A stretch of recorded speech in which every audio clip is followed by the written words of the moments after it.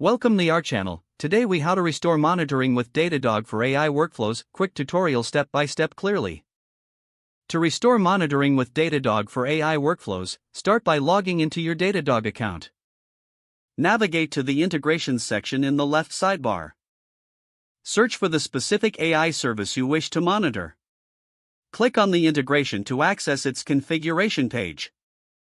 If the integration is not already enabled, click on the Install button. Follow the setup instructions provided for the chosen service. Ensure that your API key and application key are correctly configured. Once configured, proceed to the Datadog dashboard. Select the Dashboards option from the sidebar. Create a new dashboard by clicking on the New Dashboard button.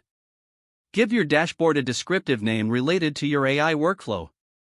Add relevant widgets based on metrics you wish to monitor. Choose from available metrics like latency, error rates, and throughput. Drag and drop the widgets to arrange them as desired. Now, set up alerts by navigating to the Monitors section. Click on New Monitor to begin creating a custom alert. Select the type of monitor based on your needs, such as abnormal spikes or threshold alerts. Define the specific conditions under which you want to be notified. Decide how you want to be alerted, whether via email, Slack, or other options. Save your monitor settings and ensure it's enabled. Lastly, review your dashboard to verify that all metrics are displaying correctly. Test your alerts to confirm that notifications work as intended.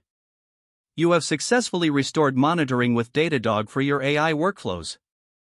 If the page does not load, refresh the browser or try again in a private or incognito window.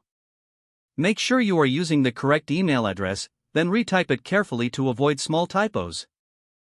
If your password is not accepted, use the reset option and create a new strong password you can remember. Check your spam folder for verification or security emails, then complete any requested confirmation steps.